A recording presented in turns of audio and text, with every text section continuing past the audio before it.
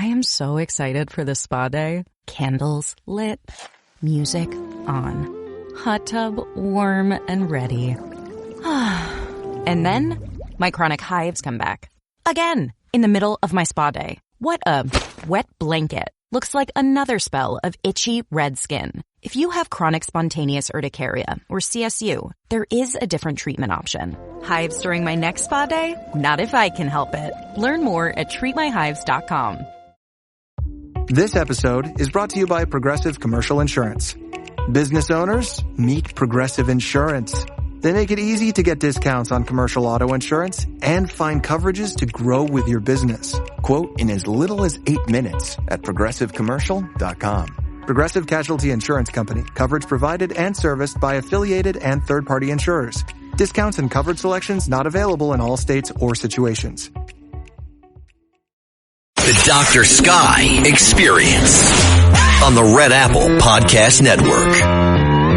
5 minutes after the hour, ladies and gentlemen, hoping and praying that your Thanksgiving was as great as you expected it to be.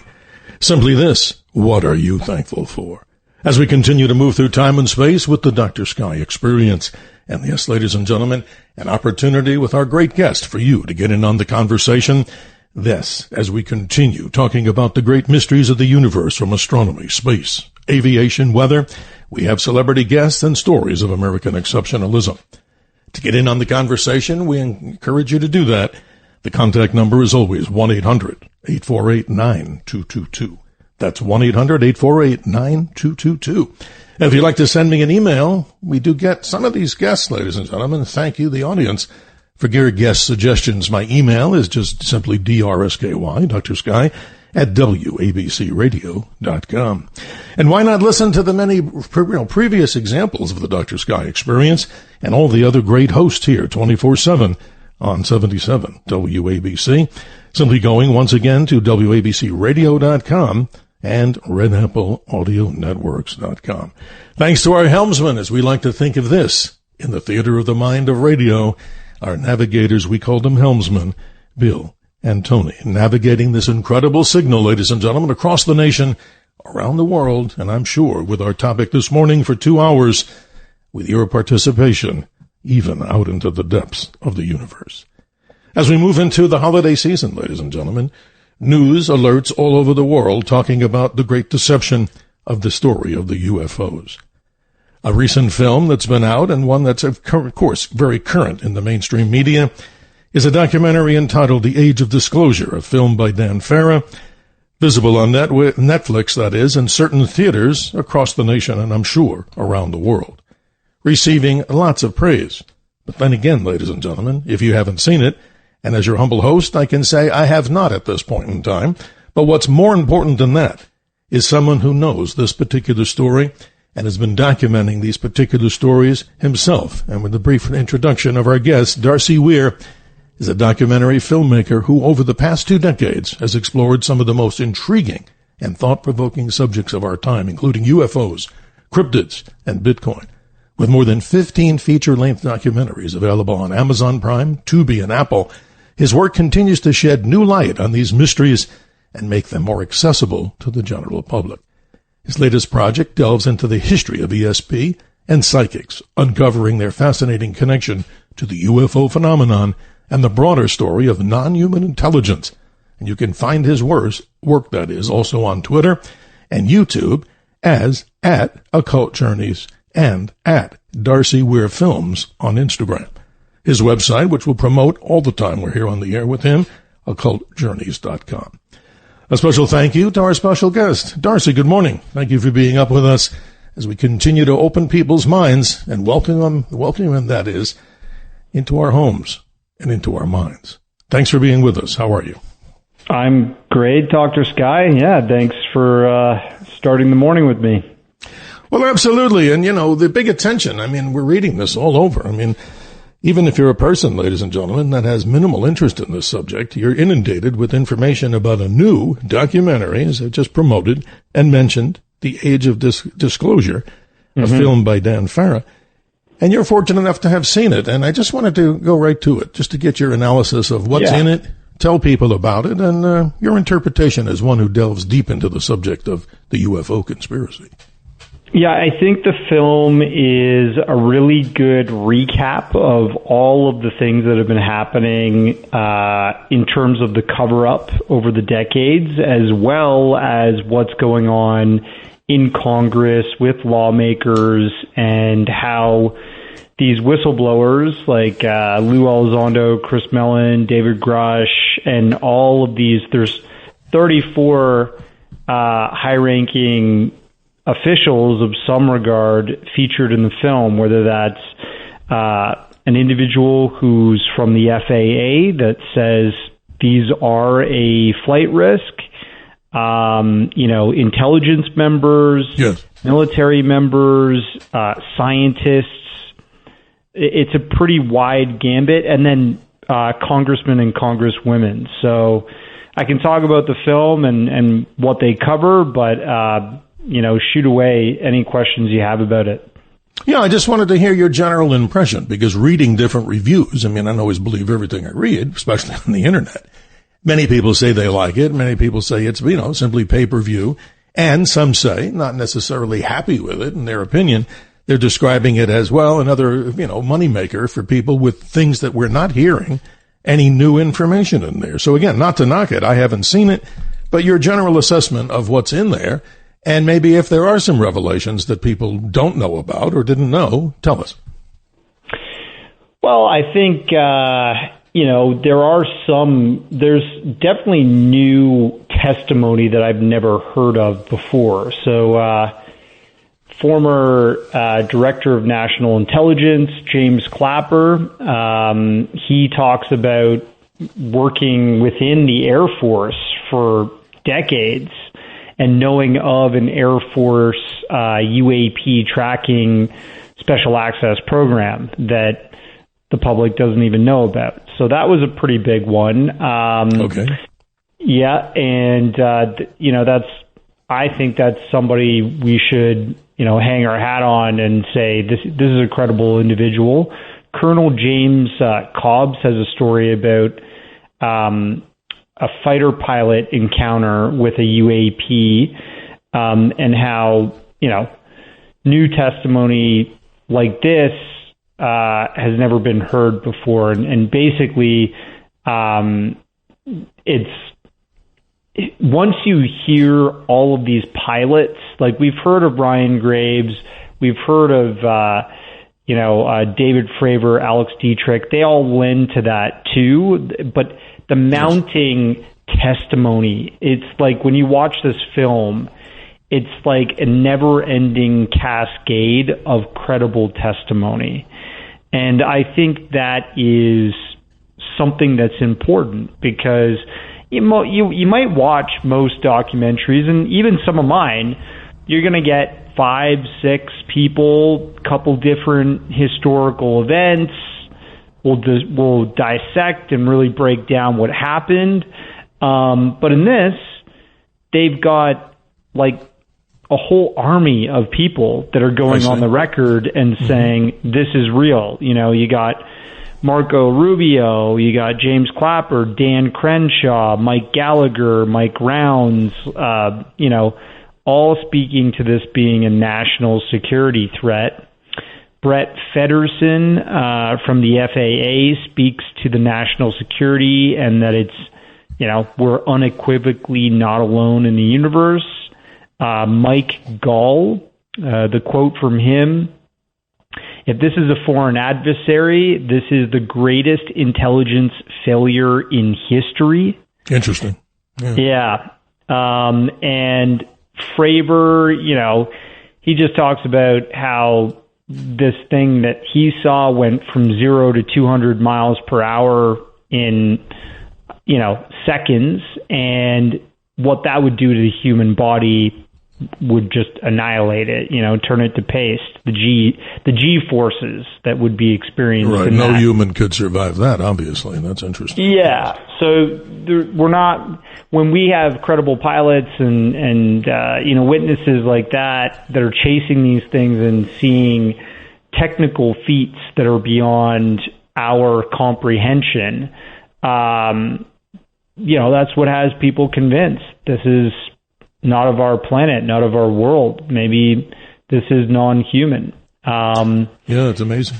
You know, folks, if you're fascinated by this cover-up of the UFO story for well over 80 years, and you're just saying, wait a minute, you know, if they told us that this was real, I wouldn't lose my composure. Or some people might say, well, I thought this was probable all along. But our very special guest, Darcy Weir, he's a documentary filmmaker. He's joined us before, and we're privileged and honored to have him here. Your contact and questions to get in on the conversation, 1-800-848-9222, 1-800-848-9222. Darcy, this is fascinating because, again, we don't want to tell people they must go out and see something, obviously, if they feel they don't want to. But in the spirit of what you're revealing here, there is, testimony from some high-level individuals in there, to say the least, right? Yeah, and, they talk about sort of the cultural conflicts that exist within, I'd say, the military environment as well as the intelligence environment. So basically anybody coming out of service to the Pentagon. They basically say, Jay Stratton and Lou Elizondo speak of the fact that they tried to take all of this credible evidence. Like, I'm guessing when they were part of this ATIP, OSAP program, they cataloged and had all this proof that there was anomalous objects interacting with our planet, our military, yada, yada. And when they took it up to their higher-ups, their chain of command leadership said, this is the work of the devil, and those are demons. Oh my God! So you shouldn't be following this anymore. Mm-hmm. And I think what that speaks to is just kind of this religious stigma that's within that culture, that environment, and it's impeding the scientific study and progress of this going public and becoming more of a mainstream topic. So that was an interesting part of the documentary that they unveil. Sure. There's things that they highlight about the phenomenon that's observed by all these different walks of life. So they talk about the 5 observables that make something anomalous. So craft are often seen, with David Fravor's testimony of this thing going 0 to 200 miles in a second. That would be like that hypersonic, instantaneous acceleration behavior. So those are the 2 observables. Exactly. The top 2 there. Mm-hmm. They also talk about low observability of the phenomenon. So it seems like these things remain shrouded or cloaked most of the time because they're operating some kind of technology that seems to have this time or like reality bubble around it that allow them to fly around and not feel the effects of gravity and all that stuff. And due to the fact that it has this surrounding them, you don't even know they're in the sky. That is amazing. Yeah, I mean, in addition to your great website, and I encourage people to go to occultjourneys.com and stay tuned with us, ladies and gentlemen. Your questions and comments are much appreciated here. That's what makes the Dr. Sky experience, I think, a complete circle. But also, Luis Elizondo's book, I was pretty impressed by the book, and people who may not seen the book or heard of it, it's called Imminent, Inside the Pentagon's Hunt for UFOs. Who was he? The former head of the Department of Defense's Advanced Aerospace Threat Identification Program. Hard enough to say once. That's a lot of words. But I thought that was also rather revealing. And all the things that we're hearing about from you, our special guest, Darcy Weir, talking about the age of disclosure. In simple English, when the heck are we ever going to find out really what's going on here? I mean, that's the most ridiculous question any host could ask a guest, but it's the same question everybody out there is probably wondering, for so long, 80 years, and I can go back in history with you. We can. We have 2 hours here to discuss this and open our minds. Way back into the 1800s, way back into the days of the Egyptians. I mean, all this stuff seems to be an ongoing thing and such a tightly held, secret, supposedly, of what the real origin is. So, again, thanks for being here. But start off by telling us, I read your bio, and you, in your own words, What got you so fascinated by all this stuff? When? Just talk about that a minute, the personal side of yourself. Well, this is a great story. I've always been interested in just science fiction and fringe ideas. Growing up as a kid, I watched X-Files and stuff like that. Sure. Later on in life, you're walking through Cole's Notes or one of these bookstores, and you see a book that is penned by who's the guy that created X-Files? His name is it skips me right now. I apologize to the audience, but the creator. Yeah, that's a phenomenal television series. I mean, wow, that really opened up people's minds. But again, Darcy, really just stimulating our curiosity. But again, the answers to what the heck is behind all this. Well, everybody looks at government and says, for some reason, they don't want to tell us the truth about this. And well, please continue. It's just a fascinating story. Yeah, I mean, what is behind all this? I think there's multiple things that are posed within the phenomenon. People think that it could be an interdimensional intelligence. It could be an extraterrestrial intelligence. That's the classic one, from another star, from another planet. Mm-hmm. There are problems with that. Obviously, to be interstellar, you'd have to figure out a way to travel faster than light. Because that's still too slow. You'd have to be living for thousands upon thousands of years to really make that journey worthwhile. But, then there's the X-ray tempestre model, which was posed. It's kind of the crypto-terrestrial theory that maybe there is something that is non-human that has lived here in our oceans or in our solar system since we have. Now, that one really gets me going, because I think as we discuss this, so many of them in the congressional side have talked about this. Representative Burchett has talked about the possibility of what? More and more evidence from even our nuclear submarines and other nations' submarines seeing things traversed by them at speeds that are just unbelievable, considering, let's say, a nuclear submarine's moving.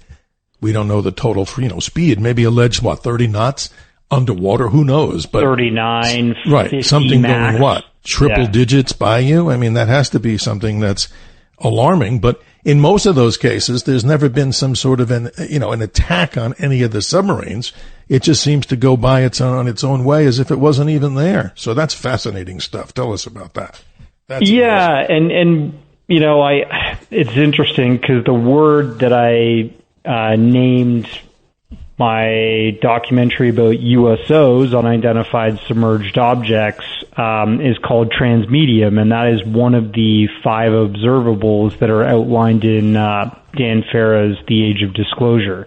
Transmedium is where we see one of these UFOs seemingly travel between the different mediums on our planet, which is either the gaseous sky to the ocean, and there's no friction, there's no explosion, there's no, real effect on the craft. It just seems to keep going at its momentum, at its speed.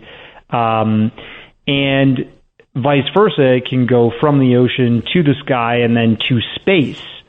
We don't have any craft like that. I mean, none that I know of, right? That's amazing. Yeah, and I think, Elon Musk must be, eating his heart out when he hears about those. Absolutely. So, transmedium is something that has been really reported well. Old UFO researchers in this field, like my friend Richard Dolan, who was in the documentary I made, talks about decades and decades and decades of sightings where UFOs seemingly come in and out of the oceans. And I think when Navy submariners are talking about this phenomenon as well, like the XOs on the bridge shouting out, "We got a fast mover," and it's traveling over 300 knots, which in miles is like 600 miles plus. Totally amazing. Yeah.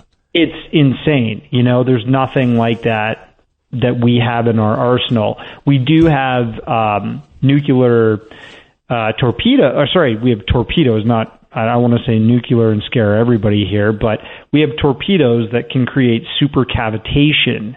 And that basically is a envelope of air bubble that's created around the torpedo from shooting that in a burst out the tip of it so it can cut through the water quicker. But, the top speed is maybe 150, 120 miles per hour. So we're dealing with something that's going way, way faster than that. And totally amazing. And the Russians, they claim, have something called an AI-guided torpedo, long in length. I don't know, maybe it's 40, 50, 60 feet long. But, Darcy, they're saying that can go underwater at triple digits in knots in the water, and that it's capable of, deploying 100 megaton, nuclear warhead in its tip, meant to go into harbors and create a gigantic radiation tsunami, not to scare people. But all this technology, it's so amazing as to where we get it from. And that's the whole reason to discuss this and the documentary that we're talking about. And you're doing great in describing what's going on with the age of disclosure, in your opinion, because so many of these mysteries, people sum it up and say, hey, they can switch on and off our nuclear weapon systems at will. Maybe, like you mentioned, interdimensional beings. Some even go so far to say demons from above. And wow, Project Bluebeam, going into that, talking about, many of the governments of the world creating a fake alien invasion. I mean, that may sound a little bizarre to people. And then with this documentary, some people's responses are simply this. And here's one quote. They are telling us without telling us, end quote. Pretty powerful stuff, don't you think? Well, I don't know if that person even watched the film. There you go. They seem to be telling us a lot, so I don't know what they're talking about. Hey, and everybody's got an opinion, right, out there? Everybody's got an opinion, yeah. That's exactly right. They sometimes enter an experience with that opinion made. So, unfortunately, I don't agree with that person. But I would say that, if you give this film a chance, right now it might be a little bit expensive. The early adopters are going to go spend that money. They got to see it first, but eventually it's going to come down in price for rental or go free on some service. And I'm sure most people will enjoy something in that film. Something in that film they'll be able to take away. Yeah. Absolutely. Everybody has an opinion. And we appreciate that here on the Dr. Sky Experience. And to remind everybody, you still have time, ladies and gentlemen, to get in. Why not? That's what the show is all about. You, the caller, and we talk with you, ladies and gentlemen, about these subjects. We love to have a dialogue, and we love to do it with critical thinking. And certainly those are the things. We just ask that our callers just stay on measure as far as the topic. And later, I promise, as always, at the Dr. Sky Experience, we will go and do a very detailed sky report for the end of November and into the early part of December. And a subject that both Darcy and I will talk about is the story of Comet 3I Atlas, not only from what the theories are, but the true observational side of where the comet is in the morning sky now, for those of you that might have a larger telescope or some way to see it, because as they say, it ain't coming back, right, Darcy, for hundreds of thousands, maybe millions of years, a strange interloper into the deep part of our solar system. Fascinating stuff. 1-800-848-9222, 1-800-848-9222. And again, tell us your website and how they can get in touch with you on the other social media platforms and like the YouTube and Instagram. Just give us that information again. Oh, yeah, sure. If people want to reach out or see stuff that I'm posting about and discussing online, on Twitter, it's @OccultJourneys, YouTube channel, @OccultJourneys. I've also partnered with Watch Mojo, and we're doing bi-weekly shows and little documentary releases on this subject with the Unveiled podcast by Rob Fliss. And, I've got a website, occultjourneys.com. Feel free to hit me up on my socials. Well, what we want to do when we come back after this particular break is go into the many documentaries that you have out there. As you describe some, we talk about the transmedium, the fast movers, and USOs. That, to me, Darcy, is so fascinating. I mean, and there's stories going way back, even 50 years ago, I believe, up in Halifax in Nova Scotia, in which our first real documented sightings that were actually put down on paper and reported of these strange underwater phenomenon at least allegedly not of this earth or anything, at least in those days, that we would have the technology even now to do something like that. More when we come back on the Dr. Sky Experience with your calls. We got Ted in Forest Hills, Robert in Philadelphia, and many more people calling in at 1-800-848-9222. We'll be right back. The Dr. Sky Experience on the Red Apple Podcast Network.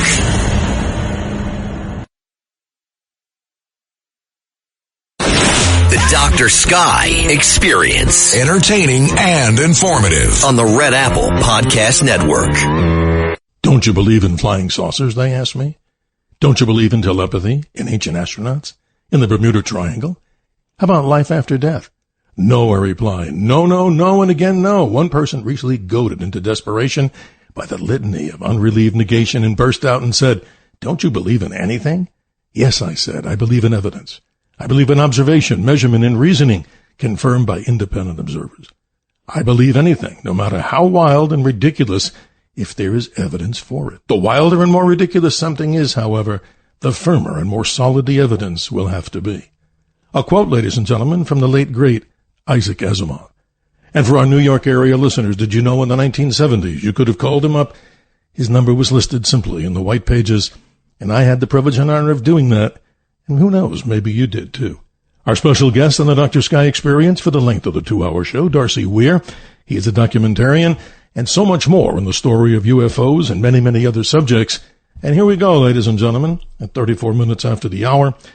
We now begin with our callers. Let's say good morning to Robert in Philadelphia. Robert, good morning. Happy Thanksgiving week to you and weekend. How you doing? Hey, Dr. Sky, and to your guest, Mr. Weir, I really appreciate the work you do, and I hope you guys had a wonderful holiday yesterday.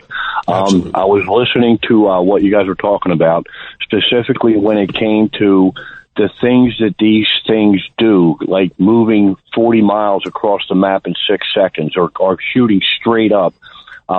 How that might affect a living being inside of that, and it would lead me to believe that the smaller ones might be entirely, automatic and might not be subject to that.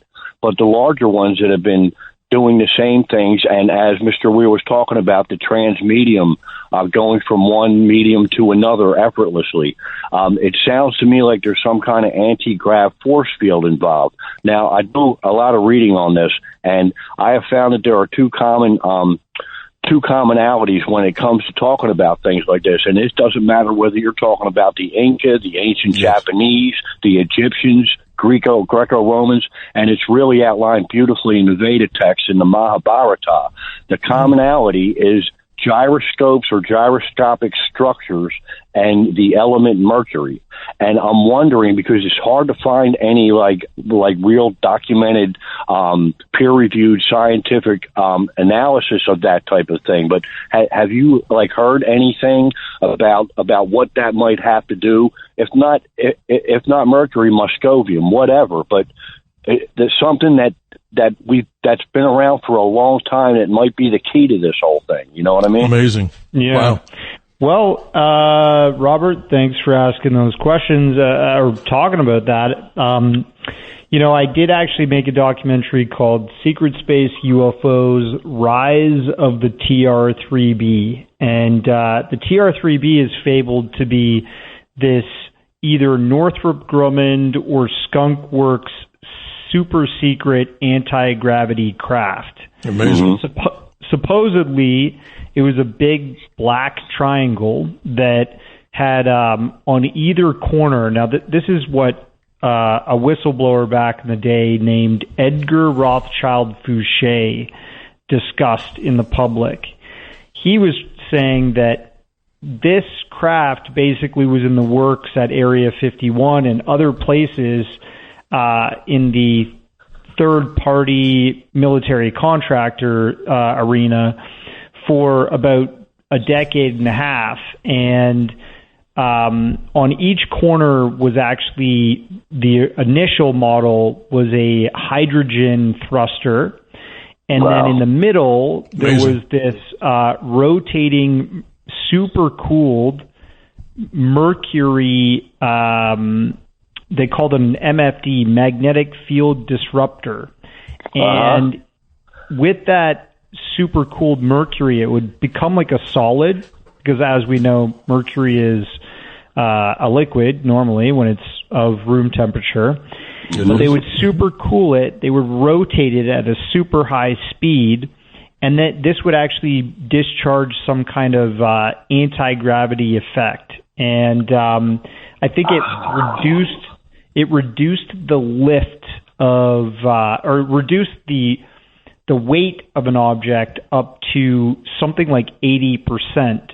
So they got almost 100% there, but the TR-3B, was supposed to be massive. It was supposed to carry tons of personnel, like a tank, if you will, to space from the ground. And that's incredible, Darcy. That is Robert, this is fascinating stuff, and I know you have an affiliation with the aerospace world, so please continue with your question, comment, or observation here, because what we're hearing here is amazing.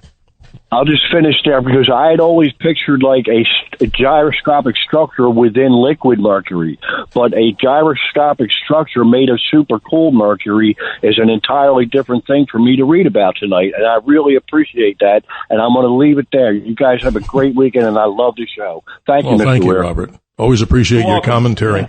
What you're saying, Darcy, to me is most fascinating. The TR-3B, we've seen what it looks like, I guess artists' renditions of this particular craft. But let me ask you straight up, because the audience may not be familiar with this. March 13th, 1997, here in Phoenix, Arizona, where I'm broadcasting from, we had this most incredible sighting of, quote, the Phoenix Lights. In your opinion, any connection to such a device or a craft like that with the same kind of technology that you're describing? Yeah. Some people have said, well, maybe that was a TR-3B because it was a massive triangle, right? But the thing that is, a little bit off about that is that it was too big. Like, from reports that have come in throughout the years, and, James Fox, UFO film director, made I Know What I Saw, which is a History Channel documentary on the Phoenix Lights. And, that thing traveled across 2 states. It went from, I believe, Arizona through Nevada and then stopped in Arizona. And as it passed over the 2 states, thousands of people were observing this. Many hundreds and hundreds of calls to the authorities, to the police. And many of them said that they said it was the size of like a football field. Well, you're absolutely right, Darcy. And a good aviation friend of mine who had thousands and thousands of hours behind the, controls of 747s, 727s, and other military aircraft, he calls me, and my silly story, I'll be brief, to the audience, they may have heard this. I'm watching television of Seinfeld that night, nothing wrong with the show, and my phone's going off the hook. And in those days, we really didn't have cell phones, so I was like, what? Did you see it? I go, no. And this man is describing what you're saying, Darcy. He described it as being 5,000 feet long, and the thing had no propulsion noise of any kind. Now that I take from a guy who knows aircraft and sizes better than somebody who'd say, well, I think, everybody's observation's important, but how about that one? Isn't that incredible? Just to go on with the massive size that you report. Absolutely. And what I'll say, just to sort of finish up on how whatever the Phoenix Lights was not a TR-3B. So a TR-3B, or something that's probably ours, that's a reverse engineered big black triangle, kind of an ARV, alien reproduction vehicle, as it's been coined. Yes. That will have 3 lights and then a big light in the middle. So 3 lights being one on each corner. Those are the thrusters. And then the massive light in the middle, probably whatever that anti-gravitic, engine to the craft is. So I don't know. TR-3B is just like a fabled name, but I think at this point, if these contractors have really synthesized the technology, maybe half the, weird black triangles that people record in infrared or night vision that are whizzing around in space, way above passenger jets and stuff, maybe those are like autonomous craft that are just running missions and, doing tactical reconnaissance and all kinds of stuff, shooting around the planet. But it begs the question, and I'm sure the listeners out there, nobody can really answer this. Then if that is true with the description of the propulsion system, where did we get that kind of technology in rapid form? Because that in itself describes something that's really sci-fi-like. And those descriptions that I had, not, beleaguering, doing too much on the Phoenix Lights, it was something that I did not see, but so many people did. And to this day, it happens to be in my mind, quick comment from you before we go to the break, one of the most unresolved, incredible sightings in one of the most populated parts of the country. And so many people believe it was truly an interstellar, multidimensional craft. And others believe simply that it's something along the lines of what you were describing on a much more massive scale. So final comment on that before we go to this next break. And then, ladies and gentlemen, Ted in Forest Hills, Mark in Arizona, and you, ladies and gentlemen, at 1-800-848-9222. We'll do our very best to get you on the air with our special guest, Darcy Weir. Finishing up on that, please respond. Yeah, I'd say the other sort of anomaly about it is that people that looked up, sometimes they said that it almost seemed as if they could see the stars right through the material of the craft. Exactly. Yes. So exactly. I don't think that could be a very top secret metamaterial technology where it's reflecting whatever is above in the sky below so that you stay concealed. Maybe they worked, maybe the American aviation contractors figured that out, but I doubt it. In the 90s, I don't know. I'm skeptical that they could make something that big. So am I. Hover silently and, show all of these cloaking characteristics and such.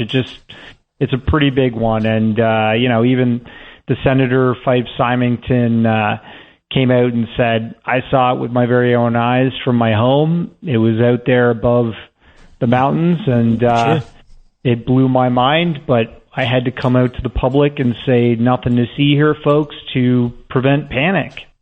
Well, more with Darcy Weir, ladies and gentlemen, and your questions and comments on the Dr. Sky Experience when we continue. The Dr. Sky Experience on the Red Apple Podcast Network.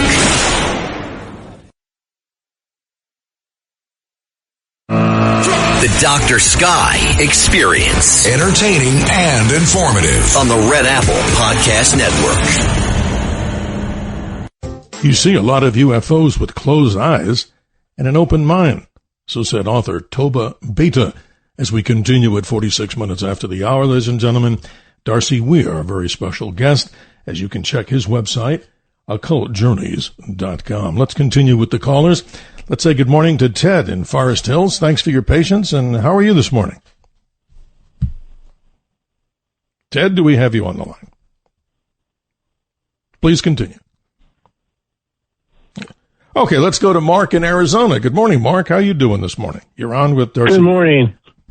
Good morning, Darcy. A very interesting show, and I think one thing you need to all think about, it's like the dog chases its tail all the time. Every time there's a UFO incident, we all get a little crazy about it.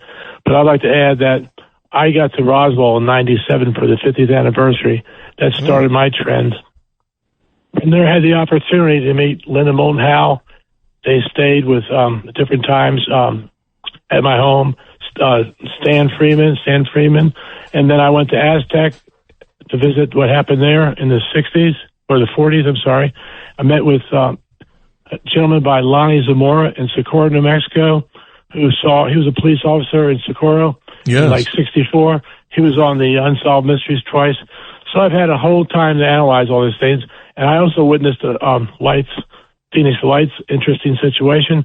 I know the doctor that examined Travis Walton when he was first picked up and what was in his stomach, what wasn't in his stomach. So I have a little bit of interest in what's going on, but I really am concerned that most people have never hit the point, or they dodged the point about the demons part. It's pretty much biblical if you want to know what the answers, what they could be. Not all of it is, but the demons that we have that are creating ships for our government are people like that's in the movie. The gentleman, I guess he was with DIA, or it wasn't Brennan, it's the other guy that's always in trouble, lying on testimonials. the bad guy. What's his name? Right. You know who I'm talking about. The guy, the funny-looking old man that's going to jail soon.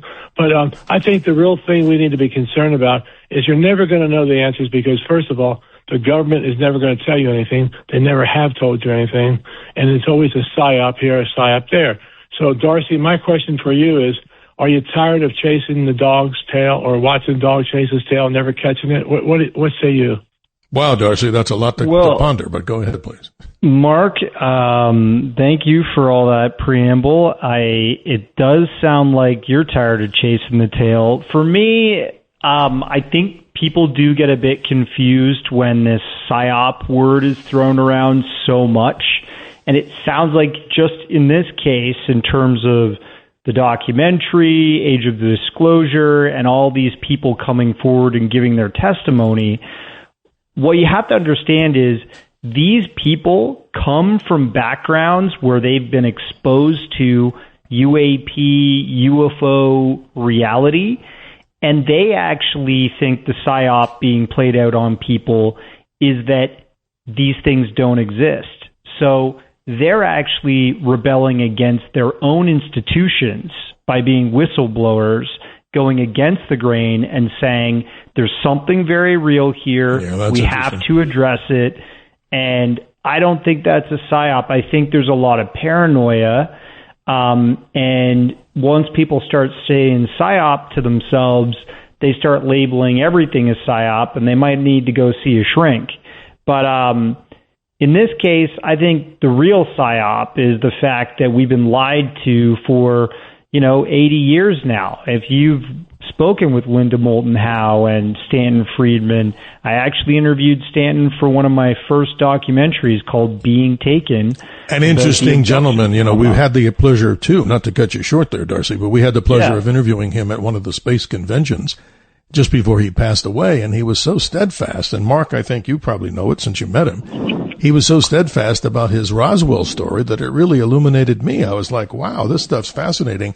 But sadly, he passed away just, about 4 or 5 years ago, and what a great contributor to the UFO story. Please continue, Darcy. I just wanted to jump in on that. Yeah, I will just say, I understand your argument that maybe we're getting the best truth from the experiencers and the original, let's call them the OGs of the UFO disclosure arena, which usually populate all of the conferences, especially the Area 51 conference that you traveled to and met with some of these people.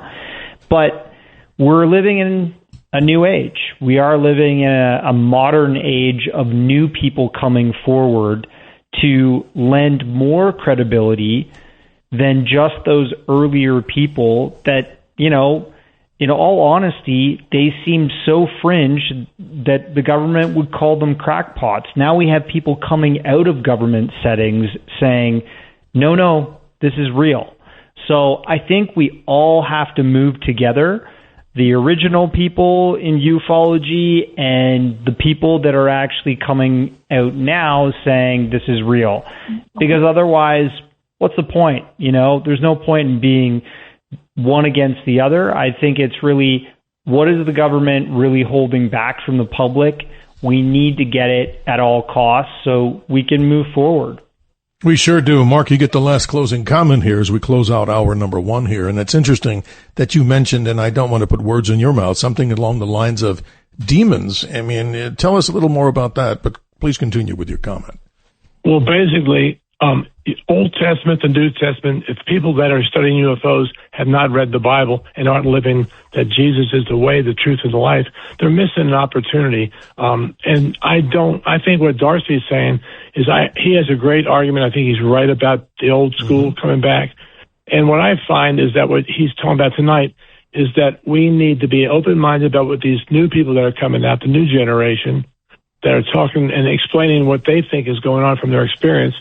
And I still think that in the long run, you're never going to find out. For example, they did say that China, we're worried about in the movie, the trailer, or one of the trailers I saw, that China and the U.S. are fighting for all this information and so forth. Okay. The U.S. had 50 years of experience with the doing their research from Roswell. And China didn't have that unless they stole it, which they probably did. But a lot of this information departments are so tight you can't get into them. And did you ever meet a guy by the name of Clifford Stone, Darcy?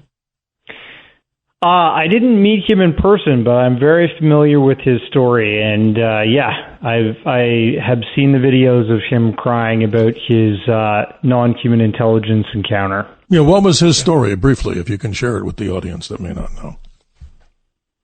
Go ahead, Darcy. Mark? Yeah, I want you, Darcy. Just describe who Mark's talking about in some detail so people understand who it is. So he worked for the military, and he said that he was called out to a crash site to have a psychic connection with some of the beings that were still alive at the site. And he took part in the 2001 disclosure project put on by Dr. Greer, and gave his testimony there. There are some things that are a bit wishy-washy about his testimony. Things changed over time, so I'm not fully convinced, but very interesting story nonetheless, and it's very possible that there are, kind of psychics that are used to be brought in and speak to non-human intelligence. I don't know. Well, Mark, thank you for your commentary. Always insightful here as we talk about these mysteries. To open our minds about these great mysteries that, hopefully through the work that many are doing, like Darcy Weir and others, we hopefully will be able to get more than just scratching the surface on this. So thank you, Mark, in Arizona. Appreciate it. Hope you have a wonderful holiday season.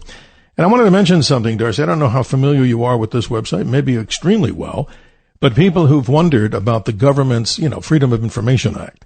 There's a website called governmentattic.org, governmentattic.org. And apparently, I've looked at this, they list so many of these Freedom of Information requests in the great detail. So, ladies and gentlemen, if you're a sleuth that wants to learn more about what has been revealed, their Latin phrase is videre licet. And if you're not a scholar in Latin, here's the simple English. It's called, and I quote, "It's permitted to see," end quote. Very interesting stuff. Are you familiar at all with that website that I just mentioned? I'm actually looking at it right now. I see that they list PDFs from just back to November 24th so far. I mean, they've got really up-to-date stuff, and this is just a pretty cool source. So I'm going to check that out. Absolutely, and always want to give out information for people to make their minds up. I mean, many people, obviously the freedom of what we have in our country, and many others hopefully continuing, is that you don't have to believe anything we're saying, but respectful as we are to the experts that we bring on the air here. And Darcy, I really appreciate you. I mean, we're going to go into hour number 2. I'd like to talk more about your documentaries, of course, so people can learn much more about the things that you've researched and spent so much of your life and time and money to develop, so people can at least have an open mind on this and open back our minds, learning so much more about the mysteries that abound out there deep in the universe. But before we go to the top of the hour here, just bring up to me and to the audience, what is the most fascinating mystery of all this that you've uncovered in probably 2 minutes, if you can explain it, and I'm sure you can.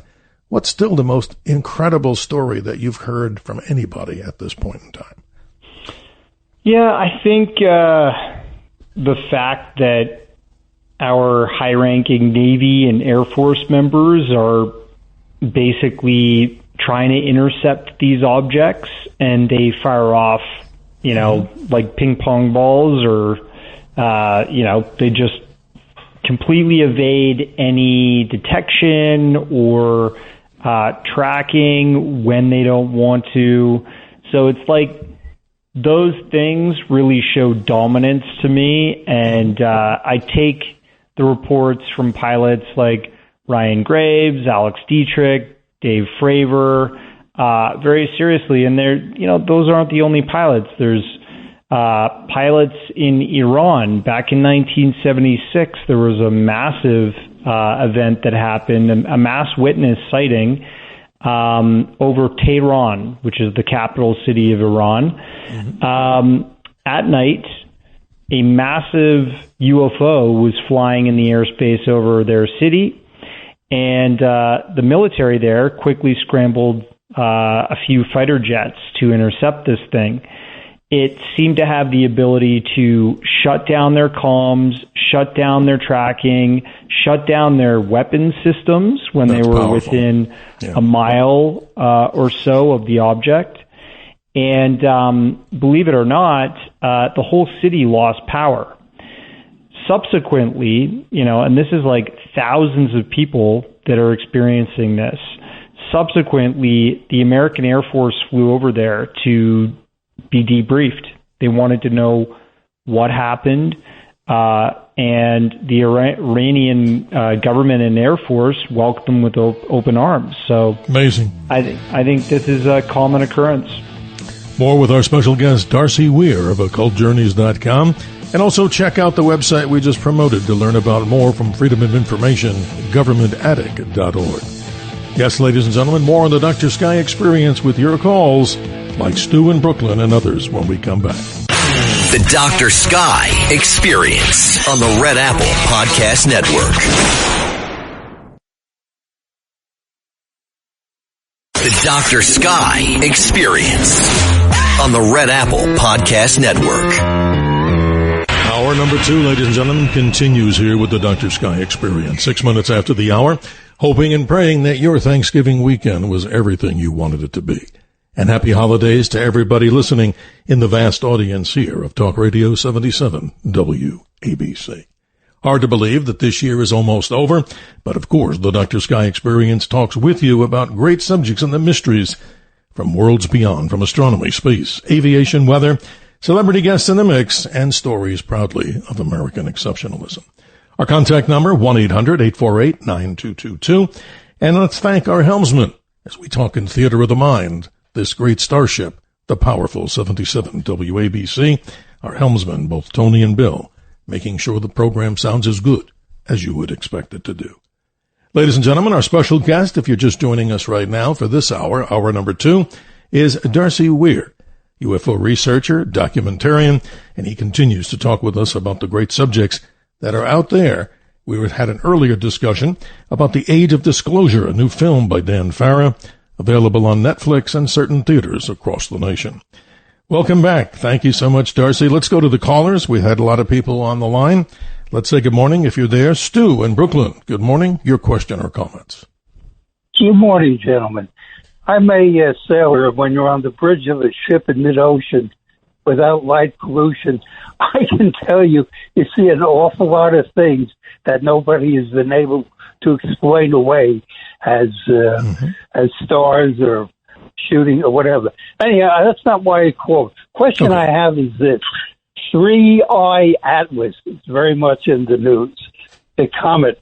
Is there any protocol that you use to analyze the data and say this fits the profile of a potential alien spaceship, or it really is what we say it is? It's just another comet.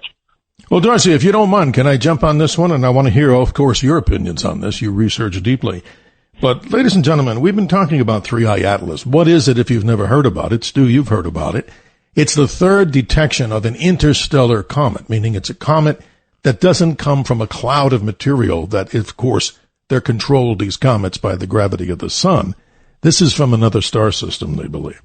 So to answer your question, how they can do the detection and analysis of this, it's mostly through spectroscopic observations. They take a telescope and they put this particular light of the object through the spectroscope and they see what chemical elements are coming off of this. Now, there's a certain individual out there who obviously talks about it as being potentially an interstellar craft. We really don't know, but all the evidence that we can talk about right now comes to us in the fact that it is distinctly a comet, but it might necessarily be a much larger object. It's coming through the plane of the solar system. The solar system is aligned some 60 degrees to the plane of this Milky Way, the big arm galaxy that we live in. So the simple thing is, it's more than likely a comet by observations from telescopes, the biggest meaning the James Webb. Darcy, please continue because, Stu brings up some interesting observation points and questions. Yeah, it's an interesting comet. It's a very rare one. We've never seen one this large enter our solar system from outside of it. So it is a, cosmic object. And it is made of nickel, which is something we haven't seen a huge quantity of in a comet before that's, interstellar. But it does have iron, and I think people are so confused about what this is because, A, there's a media machine out there that is pumping up so much drama and speculation about it. Boy, did you say it well, Darcy. There you go. You took the words right out of my mouth because that's exactly, respectful to those that think it's an interstellar craft.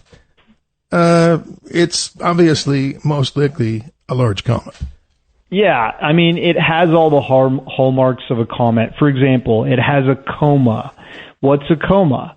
That is all of the material that has sloughed off of the comet because it's heated up as it entered the solar system, heated up by the sun, radiation, all the stuff that's around our solar system starts to change it. And that's the ice, that's the dirt and, particles of all kinds of stuff, rock that are coming out of it. And the coma, because it is so large and it has a interesting composition, it has been green, it has been, which is also a sign of nickel, and it has a faint tail because unlike other comets that have huge comas, huge tails trailing behind it, this has had a coma, but a faint, smaller tail. And sometimes anomalies like light reflecting from the front of it because it's huge, and so on and so forth. People take all of these sort of anomalies, which are rare things we've seen a comet do, and they equate that to this is an alien craft. That's not the case. Well, ladies and gentlemen, you're hearing it from a man who does documentaries on the very subject. And like yourself, I mean, I've been observing comets. Not that I'm any better than anybody. For 40 years, I haven't discovered one, but I can just tell you that, ladies and gentlemen, we haven't gotten to our sky report there, and I want Stu to respond in a minute and give him the last word, is that the comet, if you had a rather large telescope, is actually visible, very faint. It's nothing that anybody can see in city lights. It's nothing you can probably see in maybe even darker areas unless you had a massive telescope or a large one. It lies in the constellation of Virgo in the morning, and it pops its head up. But the good news, it's heading away from the solar system, and it's going to pass the Earth, ladies and gentlemen, closest on December the 19th, by the incredibly close, not close distance, kidding, of 130 million miles. This is incredible. So it's going to pass us, and it's obviously nothing to worry about. But Stu, you've been patient. You've been hearing both of us. Let's hear from you finally in your closing comment. Go ahead, please.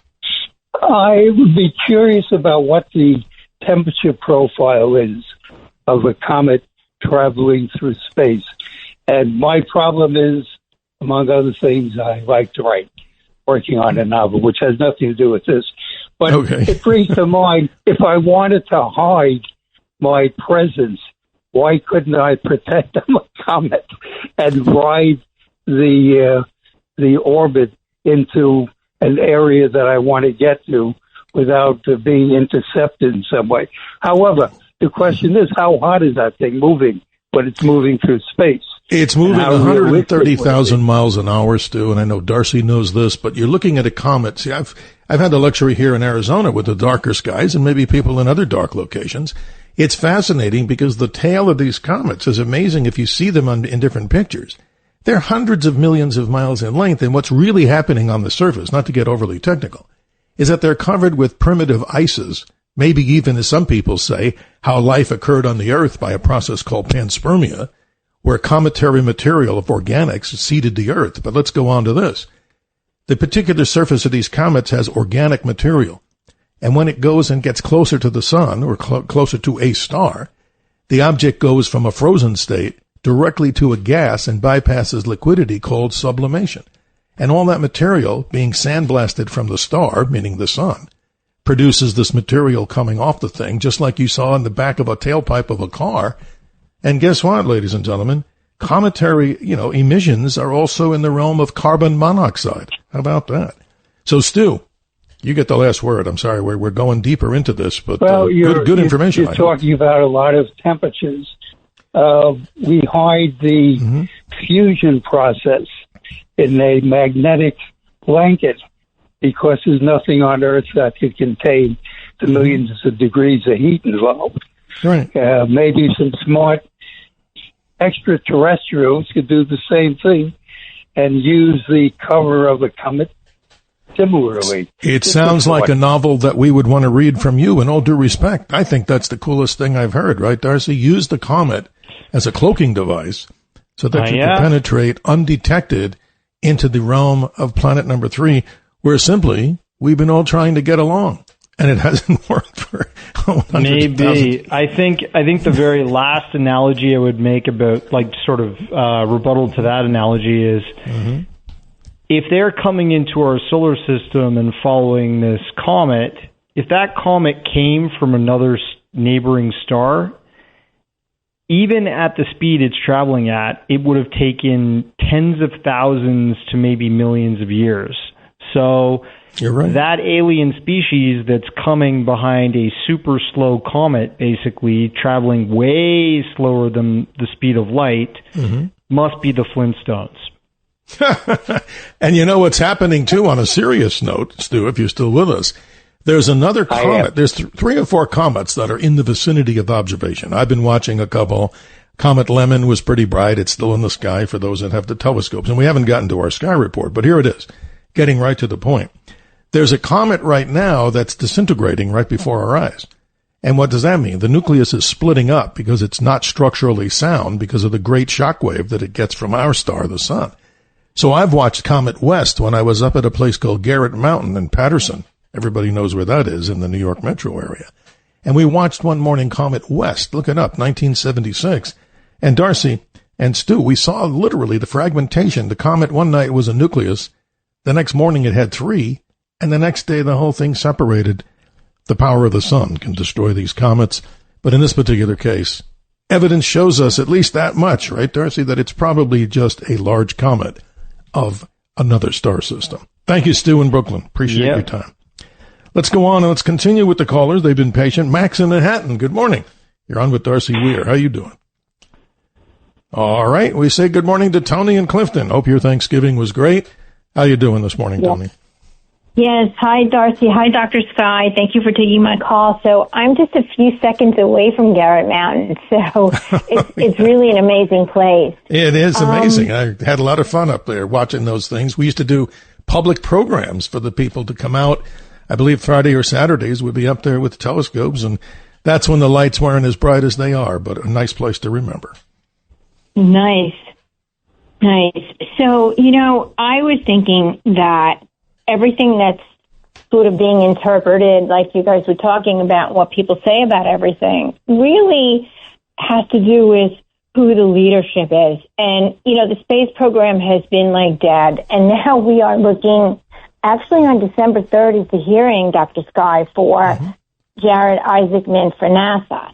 And I see everything in part based on the vision of the leader. And I was looking to see, of course, the hearing is December 3rd. I hope he'll do very well. But I hope so, too. There was a paper that was leaked, and he acknowledged it, and it gave some of his vision. It was fairly recently. It was a 62-page document. And one of the things he said, he talked about aliens, and he said NASA's observatory, in this little report that was leaked, NASA's observatory could finally find aliens as it hunts for habitable worlds. And that's, it's all technology and vision. And, to find aliens here, it's a good idea to see where they're coming from.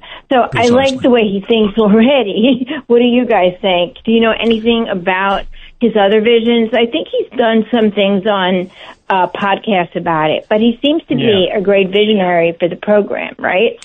Darcy, your comment. I think Tony brings up some very interesting points about that hearing. With the new, the new NASA administrator, it's an interesting take that he might be part of the disclosure process in terms of saying to the public, we're not alone. And NASA would be an important part of that because they're supposed to be the chief science nerds in North America, right? Let's just be honest. Correct. They're supposed to be the tip of the spear. And they're supposed to validate science as credible or non-credible. So the fact that he's talking about that, now I will elaborate and say he's most likely discussing the technology behind James Webb, the space telescope. That has the ability to look at distant stars, distant planets, in all kinds of light spectrums that the human eye can't see, electromagnetic wavelengths, and see whether a planet has water, methane, which usually is produced by life, and it's an exhaustive life, as you know. Sometimes we pass gas. And it's able to see all these hallmarks of a civilization, right? Maybe technology or a Dyson sphere or something around a distant star. So I think, and many people have supposed, that James Webb has already even made some kind of discoveries, but they've kept them from the public because they're not ready for that sort of zeitgeist and public consciousness change. Very interesting. So we could be, at this precipice where we have government officials and all these guys talking about UFOs coming to the forefront, and then you got NASA on the sidelines going, how are we going to enter this conversation and, show that there's credibility to this and that we know what we're doing? I have actually produced documentaries in the past where it seems NASA has been part of the cover-up. So I'm skeptical, but I think they can't be covering up everything forever. They're eventually going to have to be part of disclosure. And that's probably what this administrator is going to be doing. Maybe he's that guy. He is. He's a very talented individual, Tony, as you bring to the forefront here. I mean, Jared Taylor Isaacman, a billionaire, an entrepreneur. He's a pilot, a commercial astronaut. He's done a lot. I think he would do a great service. And people tell me, I never met the gentleman, but people who have, that I've known, they said to me he has an incredible bedside manner, if you want to call it, to young people and to people of all ages that want to learn about space. And who better than somebody who really has been there and has this great vision? And if you can turn $1 into $1 billion, you got my ear, because you must know something. And I think it's important that hopefully he'll pass the test. Well, what say you in closing, Tony? Is James Webb from Lockheed, Darcy? Who is he? No. James Webb is a telescope. But it's based in space, and it was built by NASA. Mm-hmm. Yeah. Okay. And he was, Tony, he was an administrator way back when of NASA during the early years of as we talked about the Apollo program and such. But you bring up some always interesting points, Tony. And last closing comment that you may have? No, if you have one, please. No, thank you. Appreciate your time. Well, looking at this is amazing, Darcy. I mean, talking about a gentleman like that, I mean, hey, what could people say not to put him in that position? I mean, who else would be a contender? Do you know of any other contenders that they're looking at other than him? I don't know. Maybe, who else is, maybe Bob Bigelow, some other space, venturist. Maybe. We'll have to wait and see. Okay, let's continue to the bottom of the hour here where they've been patient on the line. Bill in Huntington, you're on, of course, with Darcy Weir. How are you doing this morning, my friend? Okay. Now, I looked on YouTube for some movies about the Sumerian king Gilgamesh, right? And what I discovered is that there's this really persistent idea that the Sumerian gods are space aliens and that Gilgamesh was a genetic experiment of them. I just don't get why people have fixated on this idea. So you're saying that there's no connection? I mean, I don't want to put words in your mouth. I'm trying to understand. I don't believe in flying saucers much, but, okay. I just don't see why they've equated this dead religion with the aliens. Yeah. Yeah, that's a good sort of statement, and I agree. Like the Epic of Gilgamesh, I think, is a beautiful story. It's part of the Sumerian creation mythos, and I don't think that it's truly how mankind was created, because different cultures, I mean, if you speak to the native indigenous people of North America, some of them say that, the original gods was a giant turtle that created man with clay from the bottom of the ocean. I mean, it just depends what your creation tale is, what culture you speak to around the world. But in the United States, in North America, in the West, people like Eric von Daniken, who wrote Chariots of the Gods, and another individual who studied the Sumerians at great length and studied cuneiform tablets and their creation myth, Zachariah Stitchin, he read those creation myths as true reality, that, these are actual accounts of the early peoples from Sumeria that say we were created by not angels or gods, but by a non-human intelligence from space.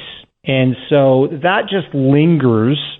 Those, mythos have lingered in the UFO community for a long time.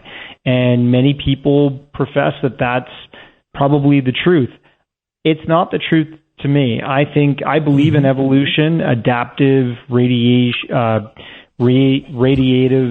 evolution, how we've, started as something that was kind of monkey or ape-like, and eventually Homo sapiens became a dominant species of ape-like man on Earth. And we fanned out. As you can see with adaptive radiation evolution, birds have it. If they fly into a new area and they have to, over hundreds, thousands of years, they eventually have to change their body type. Their beaks start changing to get certain types of foods, and it happens. This is evolution. That's Humans, amazing. If we went from Africa all the way to the north, we needed less melanin in our skin because we had less sun and we were staying indoors all the time to stay warm when it was freezing cold out. And that's how sort of like the white genes started showing up over thousands of years, being departed from the equator. So I think it's a cultural thing, and I think people have read way too much into that creation myth. And, I think I believe in evolution. That's amazing. Bill and Huntington, thank you. The time is running out here, but I just wanted to add the Gilgamesh story. As you know, Darcy continues that he's afraid of his own mortality and wants to ascribe toward immortality, but the whole connection there about how the whole world was formed, a great Mesopotamian story that people should study. Very interesting indeed. Darcy, with your okay, when we come back from this break at the bottom of the hour, I'd like to get into the conversation with you, your opinion of the Hellfire UAP, strike video that's recently been out there. And we continue, ladies and gentlemen, with so many other subject matters. We'll be talking about this Bogosphere, the UFO incident in Colombia, this one near the town of Buga in, of course, Colombia. This ball seemingly flying across the sky, no welds, all kinds of markings on it, that and much more here on the Dr. Sky Experience, 1-800-848-9222.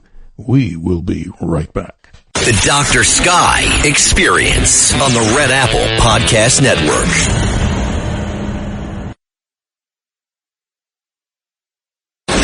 The Dr. Sky Experience. Entertaining and informative. On the Red Apple Podcast Network. From 1961 to 1965, Barney and I had not seen another UFO. A quote from the late Betty Hill, who in September of 1961, still, in my opinion and the opinion of many others, research scientists, had some of the best evidence for an actual close encounter of the third kind. 33 minutes after the hour, our special guest, as we call him, a friend of the show, Darcy Weir, UFO researcher, documentarian. He continues to join us here. You know, Darcy, I wanted to get into some of the current news and your analysis of it. The Hellfire UAP video, allegedly October the 24th, 2024, released by Congressman Eric Burleson, and this coming from a whistleblower. Describe to us what this might be in your opinion. Many people have seen it, and many people are still scratching their head. What the heck could that be? Right. So we're looking in this video at, first of all, it's shot in FLIR, which is forward-looking infrared video technology. This is in a light spectrum we can't see with our own human eye, but it's very good in black and white, separating objects and for craft to track things. It'll make things usually glow super white if it's an object of interest. That can be considered the white hot mode, or it can make them glow black, and that's black hot mode. So essentially, the footage was shot in 2024 on October 20th, and this is off the coast of Yemen. A Hellfire missile is shot out of a military drone called an NQ-9. And, you know, what you see earlier on in the footage is what looks like an orb, sort of a round object that's sure looks like white. One, right? Yeah. And the Hellfire missile just looks like a rod that eventually hits the orb.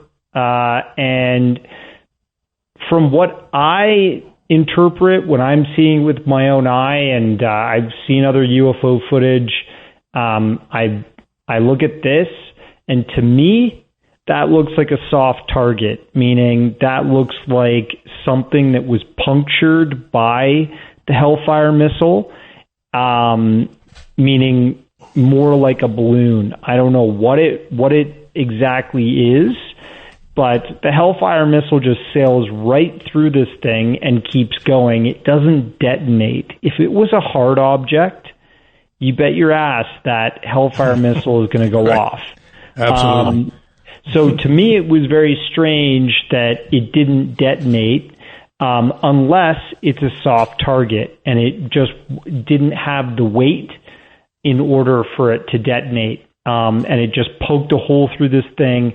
It almost looks like a fabric afterwards that kind of spins off and falls down. Now, the weird thing that happens after that is you see three other objects kind of rotate out of that main object. And people say, oh, well, it creates a triangular formation. Well, here's the thing, guys. When something is static in space and it's three different points, it's always going to make a triangle. It can't make any other. It can't make any other shape. Yeah, amazing. Because you've got 3 points, right? And how many points are to a triangle? Yeah, exactly. So you're looking at something here. I mean, one theory, I'm reading this too, and I'm not going to read it on the air. The balloon hypothesis you've talked about. Others say a classified military test in which we know what the source object was, doing some kind of test. A hybrid theory, and I'm not going to read the details here. Combining both arguments suggest the Hellfire video might depict a military training event rather than a genuine UAP encounter. Sounds like the same thing. And also the strange theory again, which you can extrapolate on, the whole concept of it being something like a tic-tac type of vehicle. But I think you've shot holes in it, no pun intended, when you talked about the object looked like it went right through, the missile went right through the object, correct? Yeah, it looked like a soft target to me. I mean, I would expect if it was something that was solid, the Hellfire missile would have detonated. We would have seen a big flash, an explosion, and then objects moving around, right? But this thing sort of just puncture and keep going. That's what I see. If there's somebody that can give a way better analysis in the UFO UAP camp to prove me wrong about that, I'm all ears. I would love to hear how this is definitely a UFO. Well documented information, as you know, comes from the MUFON Journal. I'm looking at this here, the November 2025 edition, currently hot off the press, and it goes through great detail, as you've explained here. But the one that really troubles me, and I've watched this, and I really certainly don't want to discount anybody's theories on this. I want to hear yours, and that revolves around the bogosphere, this UFO incident of an object over the skies of Colombia near the town of Buga, if I'm pronouncing it correctly. The object itself, 4.5 pounds. Describe this and the strangeness of it, because it really does seem like, first of all, if it was man-made or a hoax, how the heck is the object moving around? Describe the experience of what this bogosphere is. Right. So it's a little metallic sphere that was found in Colombia in this town near Buga.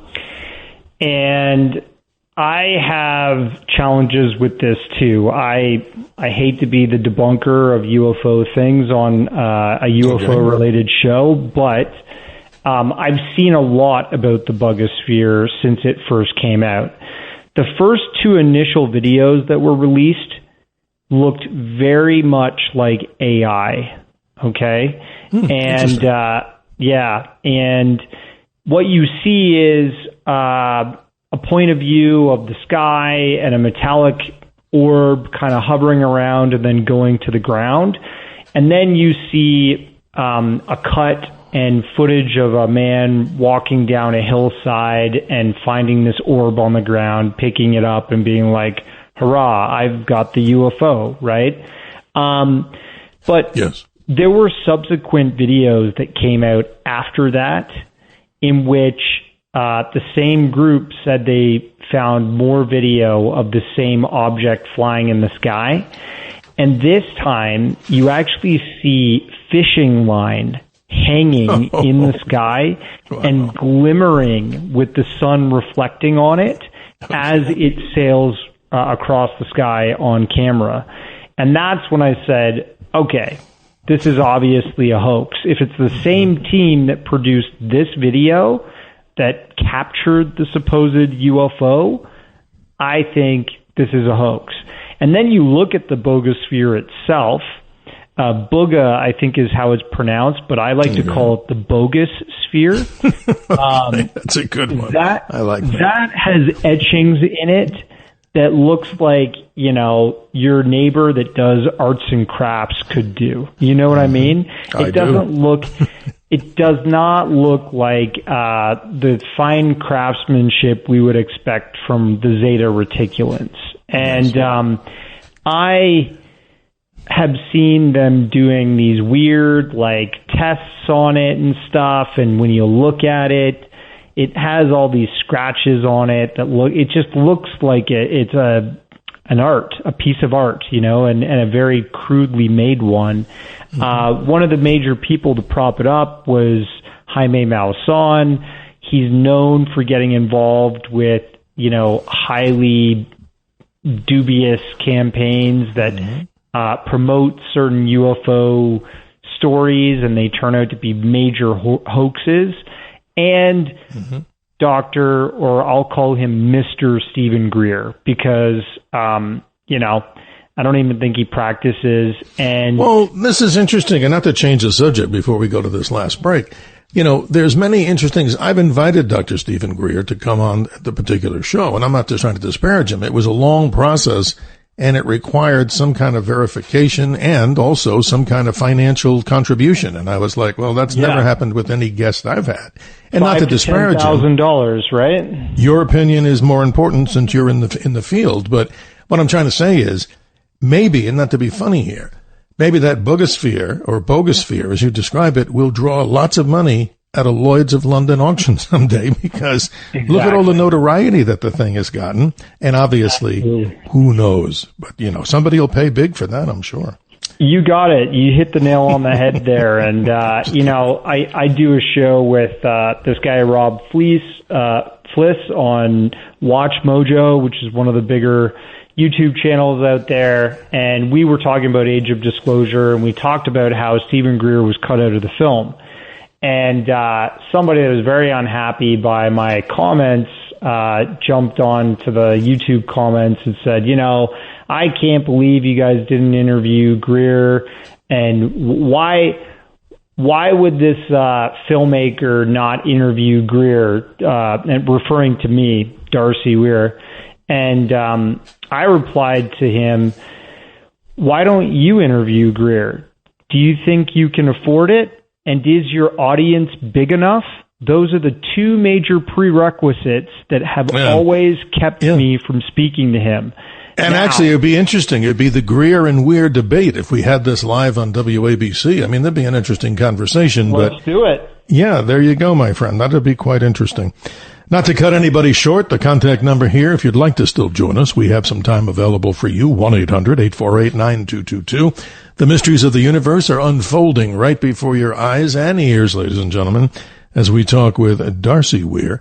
His website, I recommend you take a good look at it, is occultjourneys.com. And so much more. When we come back, we'll give you a brief sky report and end off with many of the documentaries that our special guest is involved in so he can explain to you more of the mysteries of the universe. We'll be right back. The Dr. Sky Experience on the Red Apple Podcast Network. The Dr. Sky Experience. Entertaining and informative. On the Red Apple Podcast Network. I happen to be privileged enough to be in on the fact that we have been visited on this planet and the UFO phenomenon is real. Those are the words of Dr. Edgar Mitchell, Apollo 14, a good friend of ours, ladies and gentlemen, over the years, one who claimed to have an extraterrestrial, more of an outer-body experience on the way to the moon. A man that founded an organization called the Noetic Institute and talked about how we're all connected in something called the quantum hologram. 46 minutes after the hour, Darcy Weir continues to the top of the hour. Very popular, ladies and gentlemen. And you, again, can go to his website, occultjourneys.com. Darcy, I promised the audience a little sky report, as people do enjoy. They tell me that in our emails at drsky@wabcradio.com. Folks, the moon is waxing, meaning it's getting brighter. It's moving on to a beautiful full phase. Right on December the 4th, we'll see another super moon. This one called the long night moon or the cold moon. It's a super moon because it's closer than most moons of the entire calendar month. And if you're seeing the moon right now, as you're listening to this radio show, the Dr. Sky Experience, wherever you're listening, if the moon is up, look about 5 to 10 degrees just to the left of the moon. That's the planet Saturn. Right now, some 416 million miles away from your eye, it continues to get brighter. And then Jupiter, I should mention, also now in the northeast sky. As I made a mistake here, the planet Jupiter is 416 million miles away. And if you could journey on a light beam, it would take you some 37 minutes. Darcy Weir, let's talk about your many documentaries. Enlighten us on some of these, from humanoids, the real close encounters, secret space UFOs. You have the floor, sir. Yeah, I have been producing films since 2012, and many of them are in the UFO realm. So if you want to check them out, I have a website, occultjourneys.com, and you can go through, look at the posters, click on a poster. Usually that'll take you through to a streaming platform where you can watch it for free. And you can watch the trailer, read about the films. Essentially, I've covered many different thin slices of the phenomenon and dissected stories that have come out of the UFO community throughout the decades. Anything from whistleblowers to crop circles, UFOs on NASA space missions, UFOs in the oceans, USOs in that case, and corroborating testimony and evidence that goes with that footage. I'm a UFO video nerd, and you've heard me debunk a couple things tonight, but there are videos that I think are real. The Aguadilla 2013 footage, which is a 4-minute piece of video that came from Puerto Rico, from the Customs Border Patrol guys. My documentary on that is called Puerto Rico's UAP. You can watch that on you can watch that on my YouTube channel for free, and it will be showing up on other platforms as the time goes by. But yeah, I've produced a Bitcoin documentary. I've done stuff on cryptids, Bigfoot, and Sasquatch, which is essentially the same thing. I'm just interested in all of these things that are living on the fringe of a reality. And that's amazing. If any of them are real. Yeah, and one of them I wanted to ask you about, because this is the strangest thing, and I've asked this to other people on shows like this, and their interpretation is different of their answer. But here's the question. You describe who saw the Men in Black. I mean, that we all know. Tommy Lee Jones, we know Will Smith. But on the real serious side of the equation, tell the audience about this phenomenon. And it's really a bizarre thing, ladies and gentlemen. Tell us about the Men in Black, as they're called. Yeah, I think the real life Men in Black are people that come from different intelligence or law enforcement backgrounds, whether that's the FBI, the CIA, the Air Force Office of Special Investigations, NSA. All of these different agencies and enforcement apparatus within the United States send out their best men to intercept and prevent information from reaching the public. And in the film, Who Saw the Men in Black, we talk about encounters throughout history where people saw UFOs and they were quickly intercepted by these people that identified themselves from either an agency or form of law enforcement that were basically saying, we need your evidence and we need you to shut up. And many of these people are very credible. They come from different walks of life. Some are pilots. Some are, John Callahan came from the FAA. There's people that we interview, Richard Doty, who, was responsible for basically gaslighting this individual named Paul Benowitz into thinking that there was aliens in the Dulce, New Mexico area working with humans at a base. And I've heard of that one, right? That's amazing. I think his real job there was to keep attention off of Kirkland. Is it Kirkland Air Force Base? Yes, Kirkland Air Force Base, with the nuclear weapon museum that they have there, too, and the history of nuclear weapons, right? Yeah, at the time, Benowitz had intercepted some communications and such from that air base. And that's when, he was intercepted by Office of Air Force, Office of Special Investigations, Richard Doty. And we interview him in the documentary. He defends himself, but then he also talks about the strategies that they could employ to get the information they wanted from a witness. And, it ranges, and it fits the description of what a man in black would do. But Darcy, is there, real quickly, because we're running out of time, and I love this conversation and love to have it again, and I hope you'll come back, because we value the information you're giving us here. But here's the quick one. In the story of Men in Black, I've read all these reports of what these beings, or whatever they were, people, may have sounded as if they're like androids or robots, and thus the connection, what do you think, that they are part of the extraterrestrial side of the whole thing? Any truth to that, or is that just a fiction tale? Well, we cover a case of Albert K. Binder, who started the very first international UFO group for research back in the 1950s. He shut it down swiftly, and later in the 1960s, he wrote a book about how he was intercepted by these kind of ghoulish men in black that just appeared in his home.